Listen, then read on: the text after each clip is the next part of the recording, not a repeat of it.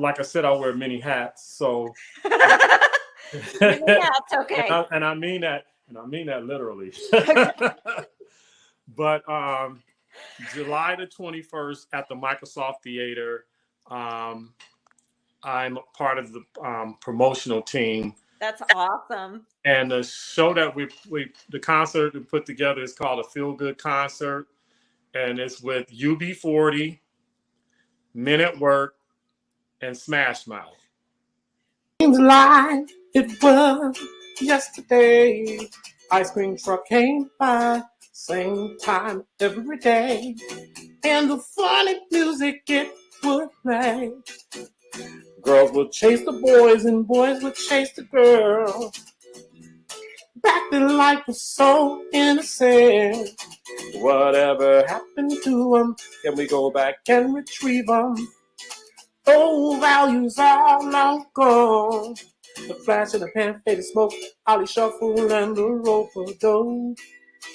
These are things that boys and girls are made of. I think it's kind of strange how big tails, lip gloss, and the way they talk. Snakes and snails, puppy cocktails, sugar and spice and everything nice. Snakes and snails, puppy dog tails, sugar and spice and everything nice. Now a kid like. Welcome to the Now or Never show. I am your host, Kimberly Trapani. We are back on green screen for a reason. And as I promised, we have Freddy Sweet, otherwise known as Freddy IAMS. Welcome, Freddy. Freddy, can you hear me?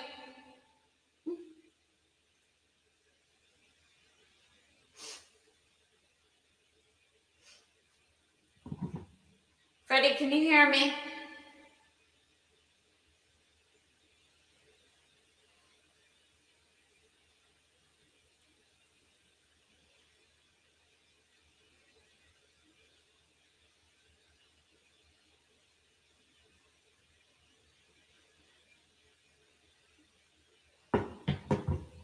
Freddy, can you hear me?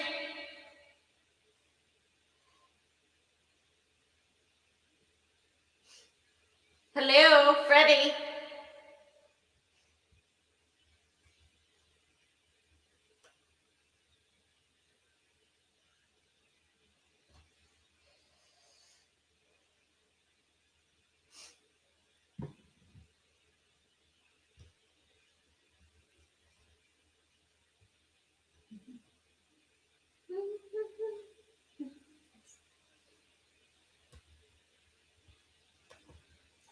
Hi, Freddy. Can you hear me? Yeah, I can hear you now. I can hear you. Awesome, awesome.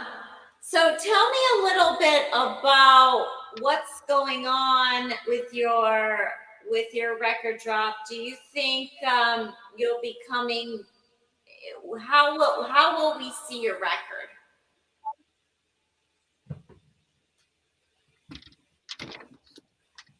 Our record? Oh, it'll be on the internet. It'll be everywhere. Awesome. It'll be everywhere. The last record, last album we did, we had we used a logo, and we decided this time we're gonna actually be on the cover. Awesome, fabulous. Can you tell me a little bit about what's going on this week and why you're so busy?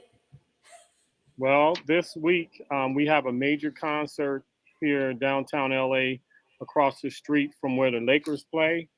It's called the Microsoft, but the Microsoft just got bought by, we think it's NBC. We're not sure, but the new name is going to be called the Peacock Theater. I did see that. And across the street, it used to be Staples Center, where the Lakers, the Kings, the Sparks, all the teams play. And then Crypto got the right to use the name. It's right directly across the street, not even 100 yards from the Crypto Arena where the Lakers play. But we have a concert this Friday night at the Microsoft Peacock Theater with Smash Mouth, Men at Work, and UB40. So And we're rebranding the venue from Microsoft to Peacock, just to clarify. yes, And the Smash Mouth Men at Work and UB40 concert is going to take place. How do we get tickets? oh, you can go to axis.com or you can go to the Microsoft. Go to the Microsoft .theater.com. But Axis is the one that sell all the tickets for the venues um, for the Lakers, any concert tickets, any sports ticket. Axis AXS.com. And I know who your audience is because you've made a name for yourself and you're amazing, Freddie. And we've discussed this before. Can you tell me who the audience is for this concert, the Feel Good concert? The Feel Good concert. This is more of a rock concert. This is kind of a soft rock concert, and it gears towards for people that love rock music. It's the same with with us. You'll be surprised all the people. People like what they like, but there's a very very very big following. Of rock people that love rock music, and that's what this audience is. So if you're in the LA area this Friday and you want to come see a great concert, this is the first time that these three bands have ever performed together. That is so awesome. And I grew up with hearing Red, Red Wine and Yeah, also Smash Mouth. I think I had their CD and I had listened to Men at Work on online streaming from years ago when they made videos on something called MTV and yeah. VH1. Have you met the bands? It's really funny. I've never met any of the guys. I've never met them, but Friday will be the first time I'm meeting them. And when they found out the guys that I sung with Rolls Royce, they were like, "What? We gotta meet Fred." And so it'll be a good thing because I've admired them for many years, even before I became a professional. I used to sit and listen in my office. I worked at Max Factor, the makeup company. I worked in the travel department where I was the accountant, and I was real young. And I used to sit and listen to um, Men at Work every single day. I listen to their songs. Who can it be now? Who could it be knocking at my door? I come from a land down under, and those songs stuck in my brain all of these years. And UB40, Red Red Wine. We go to this pizza parlor when I was working in Hollywood. I used to work in Hollywood at Max Factor, and so me and my girlfriend at the time we would go to this famous pizza parlor on Hollywood Boulevard, and they had a jukebox, and we played red every time we ate there. We played UB40, Red Red Wine. Absolutely. And who can it be now? I used to watch those videos, like I said, on MTV and VH1 with my uncles, and have good memories of those songs. And they love Men at Work. And can you tell me about any shout outs of your own? Who would you give praise to at this point in time? We can shout out to Smash Mouth, UB40, and Men at Work, shout outs to them. But who do you attribute your success to Freddie? Oh, man, I truly feel blessed. I've traveled the world 4 times. I work with a lot of people. It's kind of hard for me to say because I work with over 250 artists as a professional background singer. I was a professional background singer for many, many years. But Rolls Royce, they had that big hit years ago, Car Wash, and they still play it till this day. Car Wash is a very big hit, and I thank them because I met them when I was a kid, when I was 13, and they took me under their wing and they taught me a lot of things. And then when I became an adult and a professional in the late 90s, I got a chance to tour with them. I was on the road in Europe. Well, I did some shows here with them, but um, and then I worked with them for a while. And then I branched off and started doing my own thing. But I was with Shalimar. Shalimar was a big, big trio group in the 80s into the 90s, and I got a chance to tour with them, singing background in Europe for 6 years. So I got a chance to, man, Shalimar, I should say Shalimar, I should say Sidney Justin. Let me say Sidney Justin. Sidney Justin was a member of Shalimar. And then when everybody else, Howard Hewitt left, Jody Wadley left, Mickey Free left, Delisa left, it was just Sidney. So Sidney called me. I actually worked on their last album. And so Sidney called me and said, Fred, would you like to go on tour with us? And I was like, with who? With Shalimar? I was like, yeah, of course. So we ended up going to Dubai. I toured all over Europe. It was incredible. And then I let me rewind that because I'm Shalimar, shout out for helping Freddie and touring with Freddie. yes, Shalimar. but I have to rewind that. Before then, I worked with Billy Griffin. Billy Griffin took Smokey Robinson's place in the Smokey Robinson and the Miracles. So Billy Griffin hired me to go on the road with him. That was my first time ever going to Europe. But it was Billy Griffin. And let me go back before that. The artist that I first started singing professionally for, her name was Vesta Williams. She was signed to A&M Records. She had a hit record. She was like a baby Shaka Khan. And I toured with her for 5 years. And her and EJ, her manager, is the reason why I'm doing what I'm doing right now. What I'm doing, um, concert promoting and production. EJ, her manager, was the one that hired me to tour with Vesta, sing background with Vesta. And we were on the road with the Jackson Five. We were on the road with the Jacksons. And I got a chance to travel and see the whole United States. It was just like a dream come true. It was like a dream.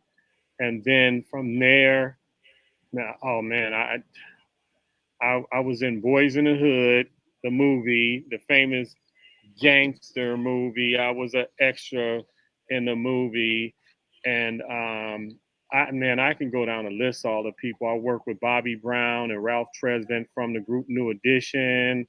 I used to sing Usher demos. I used to sing Ray J demos. So my shot, it's hard to say because I've had so many people to influence me in my life. It's it's really, really like a dream come true. Young kid growing up in South Central Los Angeles, and I got a chance to see the world.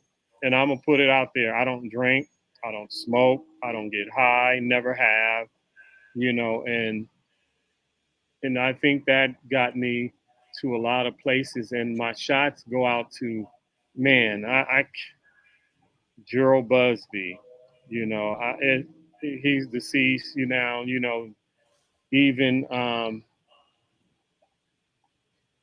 man, there's so many people that that I can give a shout out to that helped me, along the way. Um, I sung with the Miracles. They were like my uncles. Sydney got me to sing with them. But the funny thing about it is I never met Smokey Robinson. Isn't that something? I never met Smokey Robinson, but I've worked with all the Miracles. You know, I sung with David Ruffin, Eddie Kendricks. You know, when I was younger, before they passed away, they were funny as hell. Excuse my language. They were funny. But like I said, I got a chance to. Oh my God, I can just go down the list. Even James Brown pulled my coattail and schooled me on things, and um, Yes, we talked about James Brown before in our yeah, sit down hall. Shout out. And Shalimar, shout out. Bobby Brown was good to you, right? yes. Shout out. Ralph Tresvant. I know all of those guys in New Edition. Some of them I hadn't seen in many years, but yeah, it's just ironic how even a lot of the other big bands, you know, the bands that came out, um, I got a chance to be on stage with them at a young age and just admire, you know, as a kid growing up as a musician, and then get a chance to perform on the same stage as them, even with my band. You know, it's like a dream come true. You know, Michael Cooper, um, Bruno Mars remade their song, Yes. and it became a big hit for them. And they were a pretty big band anyway. But I work with Philip Bailey, um, Earth, Wind and Fire. Before I first started, I was singing some background for him. But I was singing demos for Maurice White of Earth, Wind and Fire. Um, so I can, man, I'm doing my life story now. I'm writing a book, That's but awesome. I have to sit back and and then I have to go back in the archives of my mind because I've done so many things and worked for so many people. I don't want to leave people out. Like I just got a chance to honor Frida Payne, the legendary Frida Payne, and at the luxury gala event, and I presented her with her lifetime achievement award. That's And awesome. Congratulations. but you know what? I don't want to. I love Frida, and I hadn't seen her in a while, but she remembered my face, but she couldn't remember me. Isn't that something? But Absolutely. I kept telling her, Frida, she said, I know your face. I know your face. I said, I'm going to send you a picture of us in Italy. We were in Italy doing a concert when I was with Shalimar, and Frida Payne was on the show. And we were in Venice, Italy. So we were riding the gondolas. So I have a picture with me and her. Oh, I I would told love her, to see that sometime. yeah, what I I'll post it up because I have so many pictures I should put on online. But that's, you know, to me that's stuff that I did in the past, and I'll keep a lot of that stuff because I got a chance to go to Japan in '94 and sing with a band that was famous in the '80s here in LA. Well, I should say in the States. The name of the band was called Kiddo, and I got a chance to go to Japan for the first time in '94. They needed a lead singer, so they called they were my friend. They're like my older brothers, and they said, "Fred, we need a lead singer. Would you mind flying to Japan?" And I was like, "Ooh, that's kind of far," you know. And I Long was like, flight, 20 hours roughly, possibly. Yeah. um, well, From New York it is. yeah, but you know what? I did it because I was like, you know, it's a test, and I got a chance to go there, and I was a lead singer at a Motown club in Nagoya, Japan, and the club was called Voices, and all they served was American food, and every night people would come out. I think I probably sung 4 songs a night because there was other people singing, but I was the main lead singer, so I would dance. I was pop like Michael Jackson, and people were losing their minds because they're like, "Wow, you dance just as good as Michael Jackson." I said, "Well, pop locking when we were teenagers, that was a thing of the street. You know, moonwalk, that wasn't nothing new." when people seen him do the moonwalk. To us, that was old, but Michael, presented it to the world. But to make a long story short, I was there for 3.5, almost 4 months, and I had some of the most wonderful times of my life in Japan. I made a lot of friends, and I went back again in '98 with Rolls Royce. We did the USO tour, but well, I've done I've done so many things. Kimberly. I I did the USO tour with Shalimar, and I got the Purple Heart. Got the Purple Heart, and I got another medal that they gave me, Congressional Medal of Honor, and it was because when we went to Bosnia. Bosnia, they were still kind of like at war, and we flew into Bosnia like idiots. But the people were really happy, and then the soldiers are really, really happy. I got a chance to do that for the first time. I'd never done anything like that. It was wonderful. They appreciated us, and they sent me the flag, that we flew over Bosnia, war torn Bosnia, and then when I got home years later, I was doing a thing for the veterans, and the person that was the supervisor of the Veteran Center on Wilshire in Westwood, where Westwood College is, UCLA is, um, the guy called me and asked me, you know, the correct spelling of my name, and I'm thinking he's going to give me. So did I. I'm thinking he's going to give me a check. So while we were there, I took two of the guys. I used to sing with the Temptation Review tribute. So we were there. We were there doing like a tribute to somebody, but they were giving out awards every year. Every year at that time, they gave out prestigious awards to different people. So while we were standing there, and they were giving out all these awards, and then they said, "Yeah, the award from President Obama," and everybody went, "Whoa, whoa, oh my God!" And so they called my name. They said, "From President Obama, this gift is for you, the humanitarian award That's of the year." awesome. That is And quite the award. yeah, Congratulations. and it was because of all my years of performing for the veterans. When I was in performing arts school, we used to go to the senior citizens homes and to the veterans hospital and do shows for the veterans, and I did that for years. And then they said, no, we had to do something because we give out awards like this from the president all the time, but mainly it's for veterans. And they said we had to, when you told us your story about how you perform the Young Saints Performing Arts Academy, and you guys would perform for the soldiers, and like I said, in senior citizens, we had to do something. So they sent it, and it was like a great honor. The guys in my band was going nuts.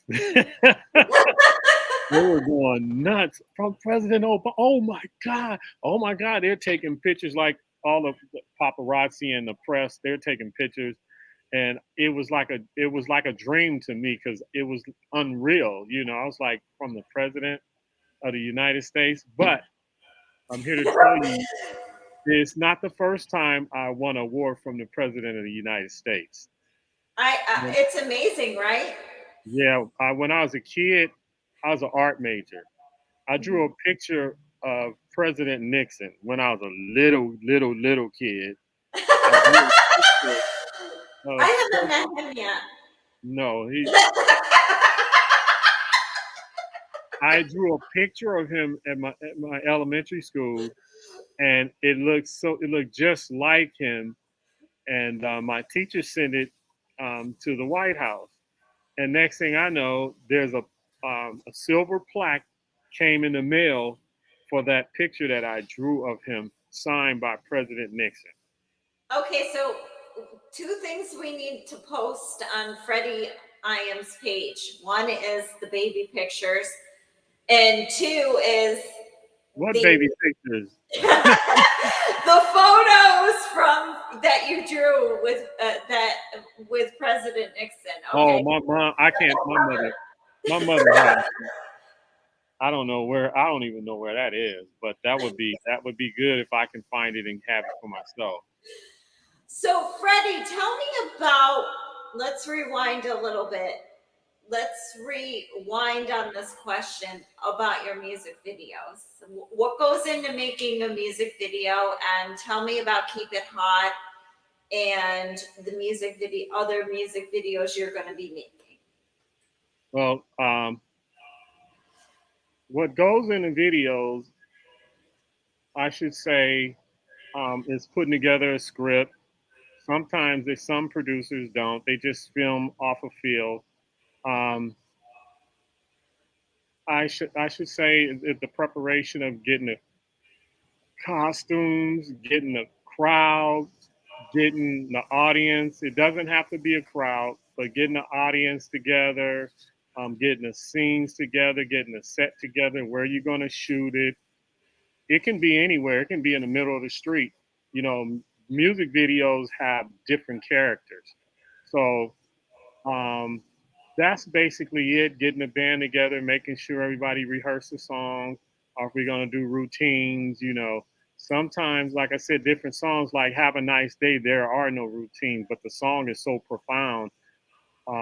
When we do it, um, it's gonna change. It's gonna really change some lives because the song is a hit song, and we said that when we do this one, the script we have to pretty much like doing a movie. You got to do this. You got to perform the script the way it is because if not, it'll kill the song. But some songs that we do, like I said, Andale, we were dressed like mariachi. Do Like they have special powers, Freddie? no, no, no. But I was going to tell you that video is actually on YouTube. It's Okay. called Underlay by Funkalious. And it's that video. We did the storyline. We did the storyline for it to the T. We were going through it, and like I said, we did it, because we like, this is our first video. Let's go ahead and let's do the storyline. Let's try to do as much as the storyline as we possibly can.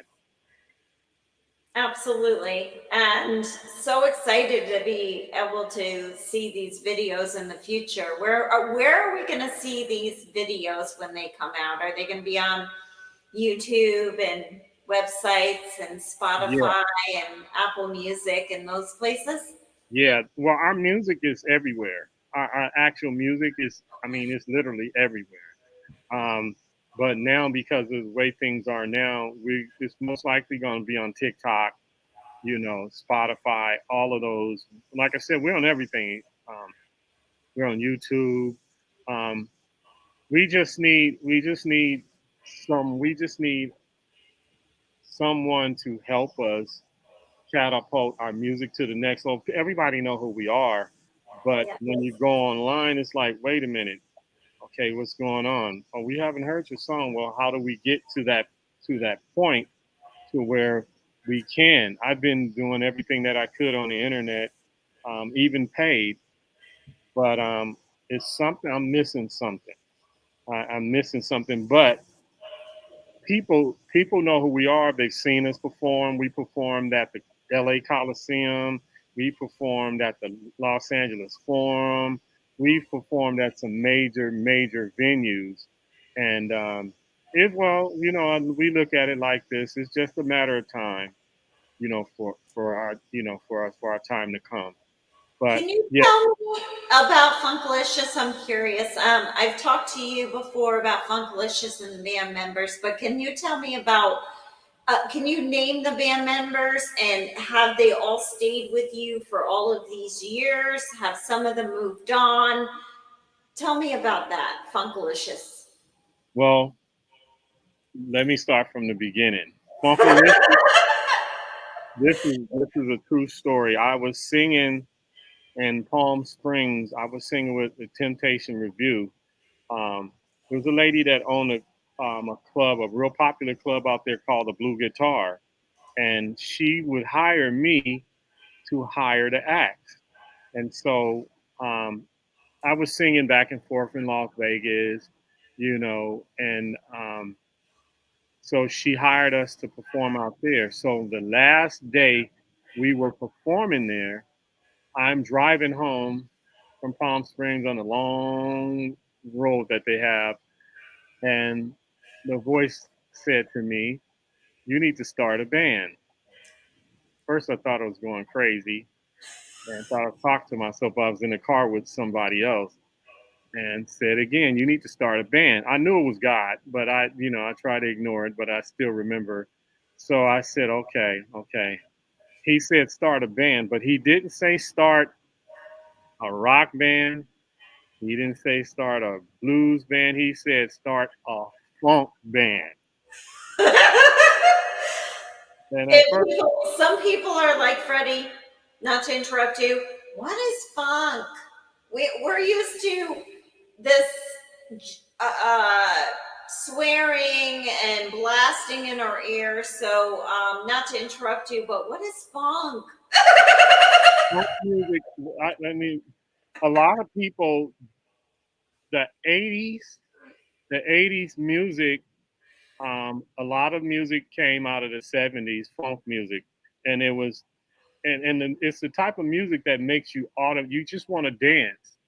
Soon as you hear it, you don't know why your butt start moving, your feet start tapping. You don't know why, and your head start bobbing. And next thing you know, you're dancing. It's a natural rhythm, I should say, from God. It's hard to explain, but when you hear Michael Jackson, "Want to be starting something," and that you have to be starting something, that's funk. Michael said it. People kept saying, "Oh no, you." Michael said, "No, my music is funk music. It makes people want to move. It makes people want to dance. And there's nothing wrong with that because that's a part of the universe." So funk music has the elements in it, the drums, bass, and guitar, and some of them have everything: horns, piano, synthesizer, you know. And when they put it together, it's something about the music. It makes you look at Rick James, you know, "Give It to Me, Baby," Super Freak, all of that stuff is funk music, and it's still live to this day. And I didn't know that funk music was the biggest selling music in history in the 80s. It was, but what started happening is people started the computer age. They got away from live music and started doing computers, which started killing the industry. But funk music that I learned is something that's spiritual. It's straight spiritual. When a child can get up out of a stroller that can't walk and walk to the stage and start dancing, that's very powerful. And that happened at one of our concerts. That's So, the kind of impression Funkalicious gives to the audience, your audience. I yes, mentioned audience earlier. Your audience, when they get up off of their feet and start dancing, they can't. that's that's what you're going for, correct? Yeah, yes. And when we do concerts, and we perform for a lot. We perform for millions of people, and we sit back and think about it. And said, "Man, we haven't made it to the top echelon of bands, but we have performed for millions of people, and every show that we have done, people have lost their mind.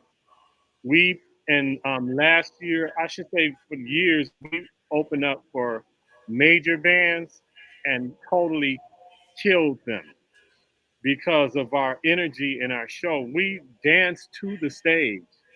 We dance to the stage and we dance leaving the stage. So I was taught by Roger, God rest his soul, and Zap. When you guys hit that stage, you set it on fire. When you leave it smoldering. And that's really on the Now or Never show. We strive. There's only a couple of people that have gotten this, but I'm taking a break after you for a couple of weeks after introducing you because you're like the legend. Um, and we just need to rub it in a little bit that you're the legend. And you've sold millions of tickets, arguably, but you have, and over the years, and have had a global audience, arguably, but you have.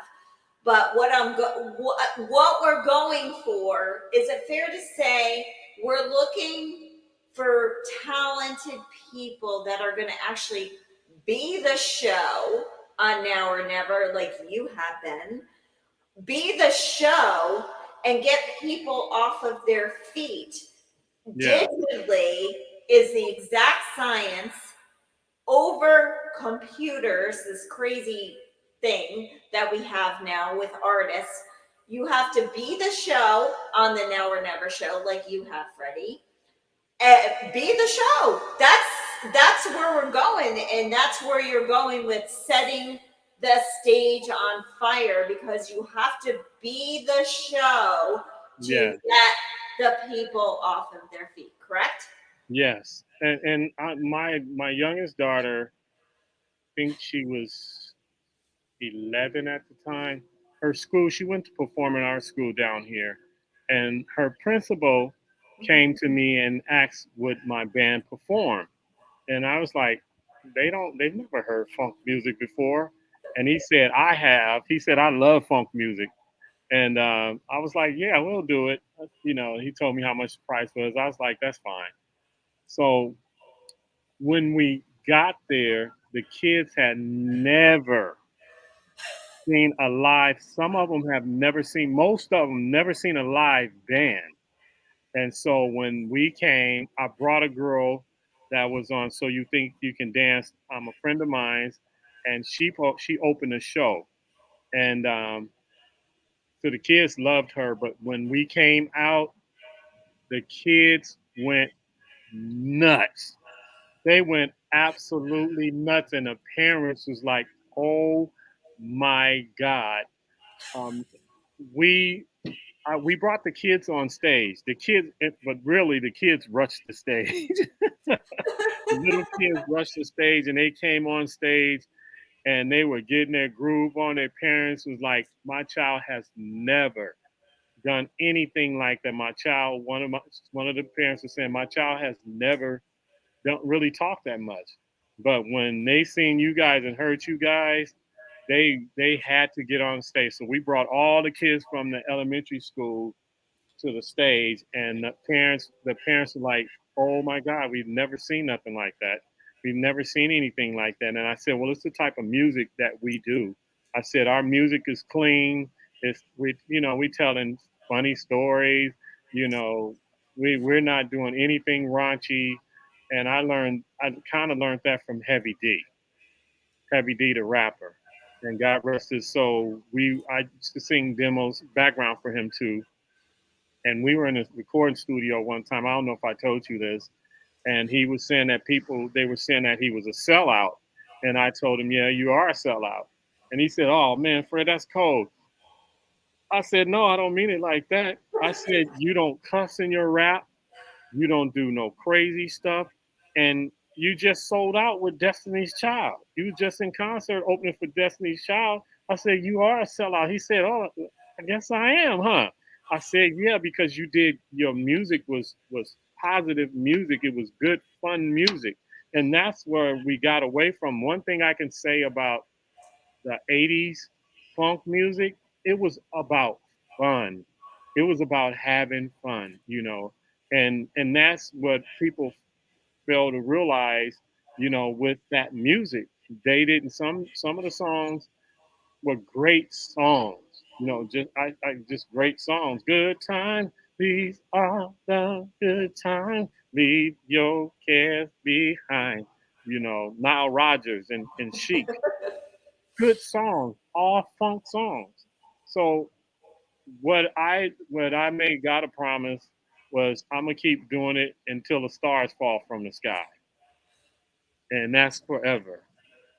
Yes, and I am as well. I've tried to get out of the entertainment business a few times, but they don't let me.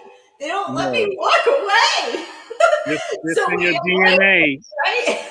It's in your DNA. You just got to find the right group of people to continue your journey with. Yes, absolutely. That's one way to put it, Freddie.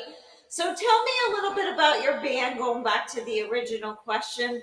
Tell me about your band. Do you keep the same band? Do you change up drummers, guitarists? Tell me Well, about Funkalicious. now that's not a fair question. No, Funkalicious, like I said, I know I kind of got off the beaten path for a second, but when I got home that day from Palm Springs, I got on the phone. Immediately, I started calling my friends, my closest friends. Said, "Look, I'm getting ready to start a band. I'm getting ready to start a funk band." No lie, in 2 days, I had a full band. A full band in 2 days. I had a drummer, bass player, two keyboard players, another guitar player, percussionist, female singer, and of course me playing. And my youngest son at the time he was 16, and I put him in the band to keep him out of trouble because he wanted to be in it so bad. So I put him in the band, and the rest is history. We started practicing, and it just lit up my neighborhood at that time. I was living in LA, and the neighbors loved it. They were sitting outside in their chairs, and we'd come out for a break. You guys done? No. And there were kids at that time when we first started. There were kids, they're adults now, but they was like, man, well, I just sold a house last year, but they used to say, man, when we were kids, we'd be outside getting our groove on. And he said, so how you guys doing? I said, we're doing really good. But to make a long story short, um, put the band together. Me and the guys stood together. Man, we've been together 15 years now. So 15 years with the same people. yes, but this was really funny. The main nucleus, we've been together since we were kids. So it was basically, we grew up, we had a group of musician friends, you know, that that's all we hung out with. That's all, because that's all we did was music and play sports. But all of our friends that's in our group, in our core, they all play with the biggest artists on the planet. And these are our friends. These are our brothers. But my guys in Funkalicious, people in the band that played with other people, but we just had a common bond because we knew things that happened to us. We knew it was God. We knew it was the will of God for us to stick together and continue on. We had two members that actually passed away, Wow. but they I were they weren't in the group. condolences. Huh? Condolences. Thank you. But they listen. They weren't in the group anymore. They quit. They quit because they thought that they can go into something better. And we, of course, we play. We have a female bass player that's phenomenal, and she's been with us ever since. We have a drummer. Me and the drummer went to elementary school together. We were in our first band together in junior high school. We crack up till this day when we talk about it. Then Jerry and I started playing guitar together when we were 13 and 14. Then my cousin played percussion. He started playing percussion when we started doing music. Um, Keyboard player Mark. Mark is kind of new with us. He's been with us a couple years now. And who else? We have a roller skater. We have an actual roller skater that roller skates. That takes talent. He dances, and he's been with us for 9 years now. But our show is a total three-ring circus. And then my son sings with us, and he raps too. You know, but we a band of characters. We are a band of fun characters, and then So we And then Paul Vargas. Paul has been with us for almost 9 years, but he's a member, but he's not an official member. But he said, "You guys get a big record deal. I'm gonna kill you if you guys don't come get me." But like I said, we're I hear you. And oh, I want to let you know that we got a lot of heat for the makeup thing. So this is me at middle age with very little makeup. I have a little lipstick on right now. but I can't Yeah. tell. You can't tell. You're beautiful. I cannot. You cannot tell with the. You look beautiful. I can do my hair tomorrow. I'm gonna get it done, I promise. But roller skating, and can you name the band? This is a trivia question. Name the band members. You said roller skating. The roller skater is who? Dr. Q. Dr. Q. Oh, that's right. I got look. I'm doing too much.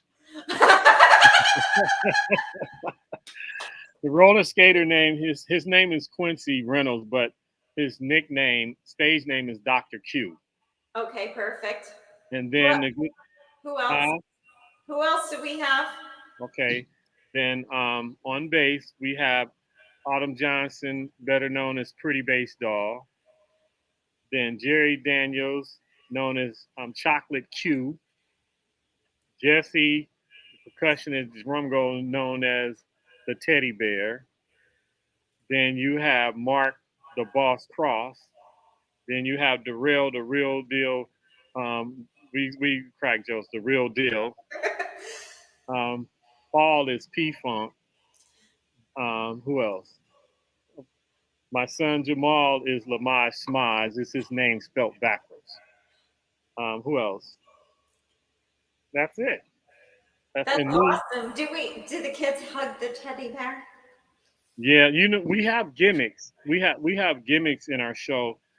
We have these little tiny teddy bears that a lot of concerts we give out different things. We used to give out cookies because our other keyboard player that passed away, George, was a chef. He just like a chef. So we had gimmicks. We would go and get cookies made with our faces on it, with Funkalicious picture on it, and the cookies would go. Man, the cookies would go so fast. We stopped doing it because we said we have to come up with a different plan. and, and Gotta my sell those online. It's the merchandising now, right? Yeah, and that's what we're getting ready to do because we started and then we stopped.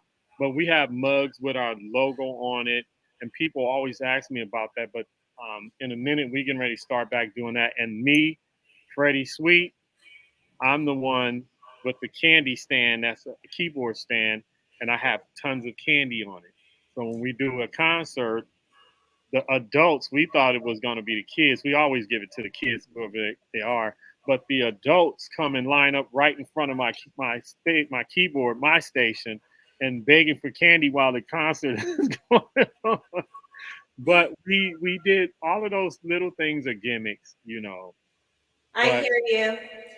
Two but no, things before we wrap, because your time is precious, I know, and you got a lot going on with UB40, Smash Mouth, Men at Work, all people that we've heard of before. yes, One thing I want to ask you before we wrap is, do you consider yourself a legend? huh? Say it again. I couldn't hear you. Do you consider yourself a legend? That's funny you said that. When we did the video, um, there were people in there saying to my son, "You know, your dad's a legend, right?" And I was like, "I don't know what that means because I'm well known in LA. I'm very well known." And I was like, "Well, I'll take it. If I can inspire somebody, yeah, I'll take it." But yeah, they kept saying it in the video shoot. You guys don't. That's Funkalious. They're legends in California, in LA. You guys better recognize. And I was like, I felt honored, because we have done so many things for the city of Los Angeles. We've got awards and certificates from the city, you know, um, and we're honored. We're totally humbled by it because um, we've been given awards by a lot of the politicians, you know. So I take it. I take it with a grain of salt because I want to inspire people. I want to inspire other people to do music, you know, to have a dream of doing music and stick to it and learn all the things you need to learn to get to the next level. I was in Screen Actors Guild at one time when I was 18. I got in when I was 18 and I stood in it until my 40s, you know, and so um, I I recommend them to live if this is what they want to do. Can't play around with it. You cannot do drugs. You cannot smoke. You cannot drink. They don't go with music. They don't. They just don't. You know, and we see it. We see it all the time, you know, of people doing it. Ron Isley and the Isley brothers are my idols, the biggest idols that I know. They are the only band or group that's been around for 60 plus years and have a hit in every decade, the Isley Brothers. So I kind of follow their footsteps, and and and I'm doing the same thing with the guys in my band. They're doing the same thing. So it's just it's a humbling experience, you know. My kids sometimes they don't get it. You know, it's like that's dad. Now, dad, those jeans suck. You know, I'm like, okay, you guys saying that, but those jeans, I just made those jeans for a certain celebrity that they want to pay me a large amount of money for. And they were like, what? I said, yeah, because your kids don't really understand, you know, what you do. But my older kids, they flat out love it. They loved it even when they were little bitty kids. My son said, "Dad, you know you're a legend, right?" I was like, "Well, what does that really mean?